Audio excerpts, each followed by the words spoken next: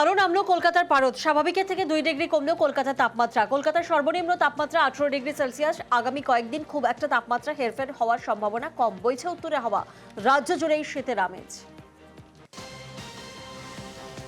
উত্তরে হাওয়ার দাপটে পুরুলিয়ায় আরও নামলো পারদ। জেলার সর্বনিম্ন তাপমাত্রা 12 ডিগ্রি সেলসিয়াস। সকালের দিকে হালকা কুয়াশা থাকলেও বেলা বাড়তেই পরিষ্কার আকাশ, যদিও বিকেলের পর থেকে আবার শীতের আমেজ। অন্যদিকে 13 ডিগ্রির ঘরে বীরভূমের শান্তিনিকেতনের তাপমাত্রা। বাঁকুড়া জেলা জুড়ে শীতের আমেজ, সঙ্গে ঠান্ডা হাওয়া। গত 24 ঘন্টায় জেলার সর্বনিম্ন তাপমাত্রা নামে 16 ডিগ্রির নিচে। শীতের শুরুতেই বাঁকুড়ায় শীতের সকালের চেনা ছবি। পর্যটকের অপেক্ষায় বাঁকুড়া, শুশুনিয়া, মুকুটমণিপুর, বিহারীনাথ, বিষ্ণুপুর সহ পর্যটন কেন্দ্রগুলি। উত্তরবঙ্গ পরিষ্কার আকাশ, কুয়াশায় ঢাকা। কাঞ্চনজঙ্ঘার দর্শনে ঘুম ভাঙল শৈল শহরের। পাহাড়ের একাংশ কুয়াশার দাপট। বেলার দিকে সমতলে নামছে তাপমাত্রার পারদ। কসবায় তৃণমূল কাউন্সিলর খুনে 50 লক্ষ টাকা সুপারি। জেরায় চাঞ্চল্যকর দাবি ধৃত আফরোজ ওরফে গুলজারের। বিহারের প্রাপ্য জ্ঞানকে সুপারি দেওয়ার দাবি। অভিযুক্তের তদন্তে বিহার ছাড়াও একাধিক রাজ্যে পুলিশ।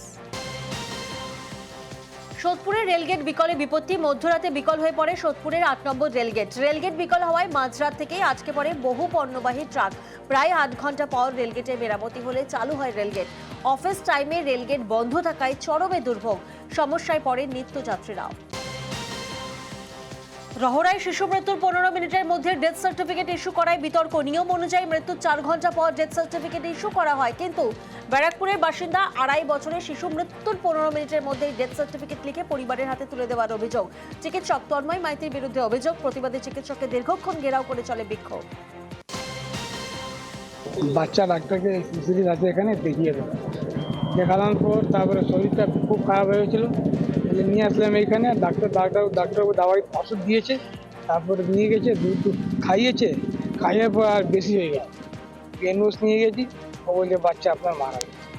ওখানে বললো আমাকে বিএন বোসে যে ডাক্তার করেছে সে ডেথ সার্টিফিকেট বানাবে। কটার সময় ডাক্তার ডেথ সার্টিফিকেট হাতে দিয়েছে আপনার? আমাকে দিয়ে 10টার সময়। বাচ্চাটা এরকম ঘটনা ঘটেছে কখন? এই 9:30 অবধি। আপনি কি চাইছেন এখন? যা হয়েছে ওর হিসাব চাই আমাদের। এখানে আমি দেখছি যে হ্যাঁ হয়েছে, তবুও তো আমি বাচ্চার বাবা মাকে বলেই দিয়েছি যে এখনো কিন্তু অবজারভেশনে থাকবে, আপনারা দেখুন। সেরকম কিছু হলে নিশ্চয়ই আমাকে জানাবে, কিন্তু সেরকম সম্ভাবনা ছিল না। তাহলে তো 4 ঘন্টা আগে কোনো রকম ডেথ সার্টিফিকেট দেওয়া যায় না। ডেথ সার্টিফিকেট লেখা এবং সেটা পরিবারের হাতে তুলে দেওয়া, এটা তো একটা আইনত অপরাধ। দেখুন, এখানে আমার কিছু করার ছিল না, বাধ্য হয়ে আমাকে সার্টিফিকেট ইস্যু করতে হয়েছে।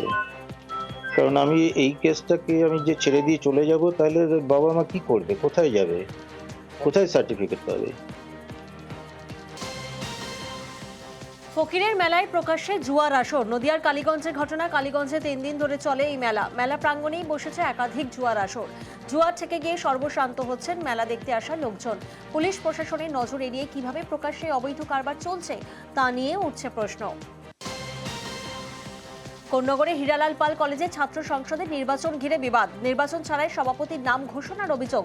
পড়ুয়াদের সঙ্গে আলোচনা ছাড়া নতুন সভাপতির নাম দিয়ে অধ্যক্ষের নোটিশ ঘিরে প্রকাশ্যে বিবাদ। কলেজের টাকা নিয়ে দুর্নীতির অভিযোগে সরব হওয়াতেই পদ থেকে সরানোর অভিযোগ প্রাক্তন জিএসের। অভিযোগ মানতে নারাজ নতুন জিএস অনুগামীরা। কলেজের গভর্নিং বডির সঙ্গে কথা বলে জিএস নির্বাচনের দাবি অধ্যক্ষের। প্রিন্সিপাল নিজেই দেখলাম একটা জিএস ঘোষণা করে দিল। প্রিন্সিপাল বলছে আমি প্রেসিডেন্ট মিলে জিএসটা ঘোষণা করেছি। কোন প্রেসিডেন্ট? আমাদের অপূর্ব মজুমদার। মেন কারণটা হচ্ছে কলেজের টাকা অনেক এরকম নয়চয় হচ্ছিল, সেই নিয়ে যখন আমি প্রতিবাদ করেছি তখন শতদ্রু কর যে ব্লক সভাপতি, সে ডাইরেক্টলি বলছে যে এর অনেক কথা শিখে গেছে, একে কলেজ থেকে এবার বার করতে হবে। একটা জিএস বানাবে যার মাথার উপর হাত রেখে পুরো কলেজের টাকাটাকে ভোগ করবে।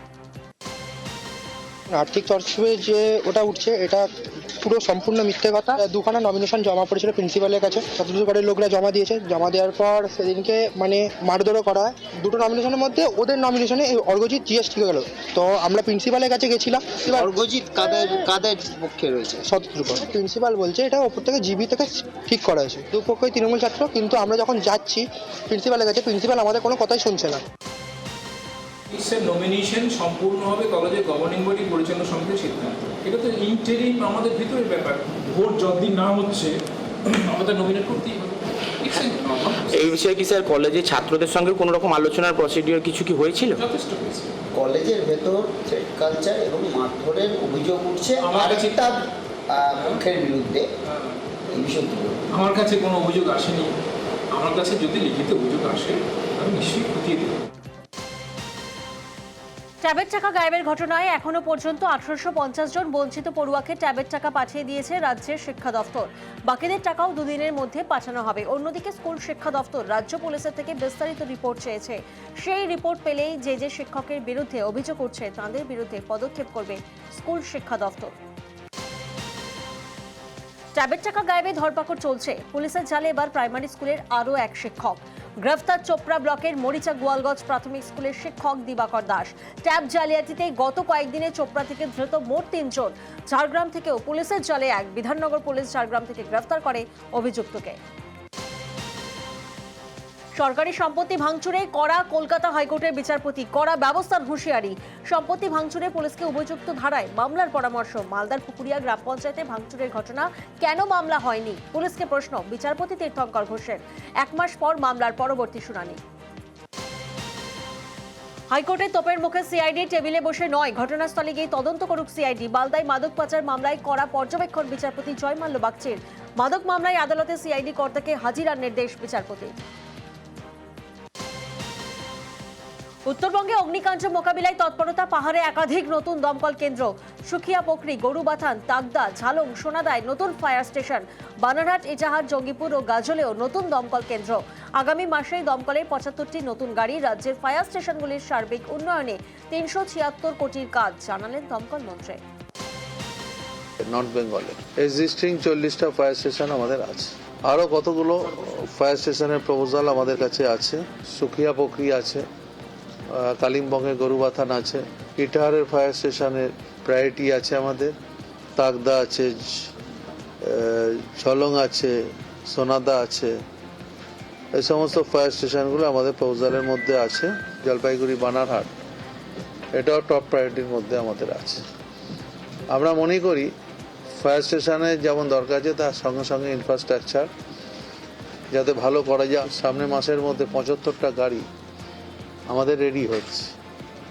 সেই গাড়িগুলো উত্তরবঙ্গ এবং দক্ষিণবঙ্গ বিভিন্ন স্টেশনে আমরা পাঠাবো। আদিবাসীদের উন্নয়নে উদ্যোগ রাজ্যের। আদিবাসী অধ্যুষিত এলাকার জন্য 4 মন্ত্রীকে বিশেষ দায়িত্ব মুখ্যমন্ত্রীর। বীরবাহা হাঁসদা, জ্যোৎস্না মান্ডি, বলুচেক বরাইক, সন্ধ্যারানী টুডুকে দায়িত্ব। ঝাড়গ্রাম, কালিম্পংয়ে তৈরি হবে আদিবাসী ভবন। মানুষের কাছে যাবেন 4 মন্ত্রী, রিপোর্ট দেবেন মুখ্যমন্ত্রীকে। নবান্নে আদিবাসী উন্নয়নে বৈঠকে ডাকা হয়েছিল বিজেপির সাংসদ খগেন মুর্মুকে। ডাকা হয়েছিল দশরথ তিরেকেকে। যদিও দুজনেই অনুপস্থিত ছিলেন, বৈঠকে না যোগ দেওয়ায় তৃণমূলের কটাক্ষ। যারা উন্নয়ন চায় না তারা বৈঠকে যোগ দেয় না। বারবার রেফার এসএসকেএমে। 4 দিন পর এসএসকেএমে বেড পেল টিউমার আক্রান্ত মুমূর্ষু শিশু।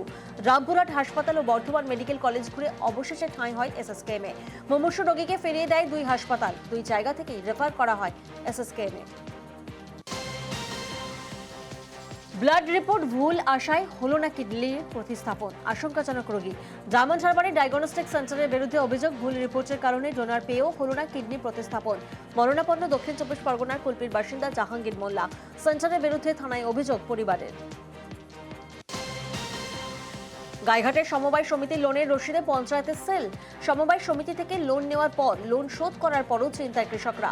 কারণ লোন শোধের যে রসিদ দেওয়া হয়েছে তাতে সমবায় সমিতির জায়গায় পঞ্চায়েতের সেল। কৃষকদের চিন্তা, আবার টাকা ফেরত দিতে হবে না তো।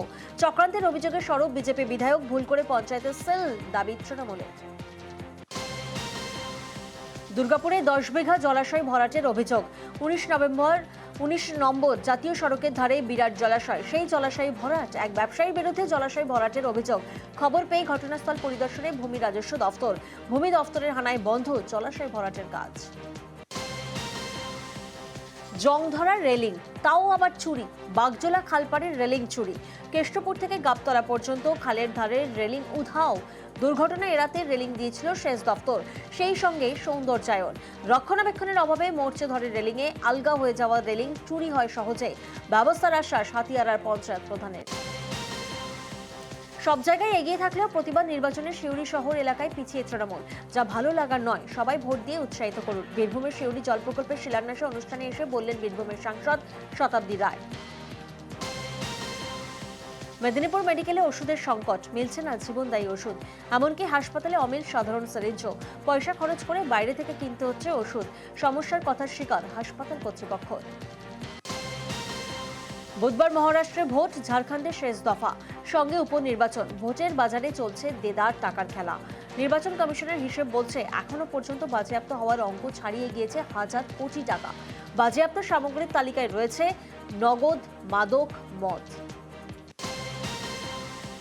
মহারাষ্ট্রে এবার ধুন্ধুমার ভোটের লড়াই, উঠছে টাকাও। এখনো পর্যন্ত এই রাজ্যে নগদ সহ বাজেয়াপ্ত হওয়া সামগ্রীর অঙ্ক 650 কোটি টাকা, যা গত বিধানসভা ভোটের তুলনায় 7 গুণ বেশি। পিছিয়ে নেই ঝাড়খণ্ড। এবার এই রাজ্যে বাজেয়াপ্ত হয়েছে প্রায় 200 কোটি টাকার সামগ্রী, যা গত ভোটের তুলনায় 12 গুণ বেশি। ফের দিল্লি চলো ডাক কৃষকদের। গত ফেব্রুয়ারি থেকে পাঞ্জাব হরিয়ানার সীমানায় তাঁবু ফেলে রয়েছেন কৃষকেরা। ফসলের ন্যূনতম সহায়ক মূল্য নিয়ে তাঁদের দাবি এখনো মেনে নেয়নি কেন্দ্রীয় সরকার। প্রতিবাদে 6 ডিসেম্বর ফের দিল্লি চলো ডাক কৃষকদের। দিল্লি বিধানসভা ভোটের আগে বড় ধাক্কা আপে। বিজেপিতে যোগ দিলেন আপ মন্ত্রিসভার প্রাক্তন মন্ত্রী কৈলাশ গেহলট। রবিবার আপ থেকে পদত্যাগের পর সোমবার বিজেপিতে যোগ। 2025 সালের শুরুতে দিল্লিতে বিধানসভা নির্বাচন, তার আগে বিড়ম্বনায় আপ সরকার। G20 সম্মেলনে প্রধানমন্ত্রীকে সংস্কৃত শ্লোকে স্বাগত জানান ব্রাজিলের প্রবাসী ভারতীয়রা। উত্তরপ্রদেশের রাজনীতিতে এখন মাটন নিয়ে যুদ্ধ। সম্প্রতি এক বিজেপি সাংসদ তার মির্জাপুরের অফিসে ভোজের আয়োজন করেন, কিন্তু ঝোলে মাংস নেই বলে মেজাজ হারিয়ে চট থাপ্পড় দিতে শুরু করেন আরেক বিজেপি নেতা। এদিন এই ঘটনাকে খোঁচা দেন অখিলেশ যাদব, বলেন রাজনীতিতে এমন মাটনও আর আগে কখনো হয়নি। জাতীয় দলের দায়িত্ব নেওয়ার পর থেকে এখনো পর্যন্ত জয়ের মুখ দেখেননি কোচ মানোলো মার্কেজ। মালয়েশিয়ার বিরুদ্ধে বছরের শেষ ম্যাচে কি হয় তার দিকে মুখিয়েছিল দেশের ফুটবল ভক্তরা। চোট সারিয়ে 10 মাস পর মাঠে ফেললেন সন্দেশ ঝিংহান।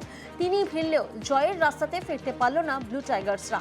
মালয়েশিয়ার সঙ্গে প্রীতি ম্যাচ শেষ হলো 1-1 গোলে। গোলকিপার গুরপ্রীত সিং এর মারাত্মক ভুলে পিছিয়ে পড়ে ভারত। 39 মিনিটে দলকে সমতায় ফেরান রাহুল ভেকে। প্রথম ম্যাচে ঝাড়খণ্ডকে 4-0 ব্যবধানে জয়। সোমবার দ্বিতীয় ম্যাচে ফের ভালো ছন্দ মেলে ধরল বাংলা।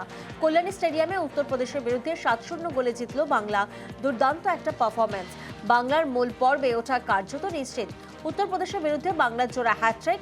এদিন হ্যাট্রিক সহ 4 গোল করলেন রবি হাঁসদা। হ্যাট্রিক করলেন মনতোষ মাঝিও। গত ম্যাচেও গোল করেছিলেন মনতোষ। 2 ম্যাচে 6 পয়েন্ট। অস্ট্রেলিয়ার বিরুদ্ধে প্রথম টেস্টে ভারতের অধিনায়ক বুমরা। সদ্য পিতা হওয়া রোহিত প্রথম টেস্টে খেলবেন না। প্রথম টেস্ট থেকে বাদ পড়েছেন শুভমান গিল। তাঁর বাঁ হাতের বুড়ো আঙুলের হাড়ে চির ধরেছে। সূত্রের খবর অভিমন্যু ঈশ্বরনের অভিষেক হতে পারে। তিনি বা লোকেশ রাহুলের মধ্যে একজন ওপেন করবেন, অন্যজন 3 নম্বরে নামবেন। দীর্ঘদিন রানের মধ্যে নেই বিরাট কোহলি। শেষ টেস্ট সেঞ্চুরি এসেছে প্রায় বছর দেড়েক আগে। অথচ সামনেই বর্ডার গাভাস্কার ট্রফি। সেখানে কি চেনা ছন্দে ফিরবেন কিং কোহলি? আশাবাদী ভারতের প্রাক্তন অধিনায়ক সৌরভ গঙ্গোপাধ্যায়। কোহলির যে প্রত্যাবর্তন ঘটবেই তেমনটাই মনে করেন মহারাজ।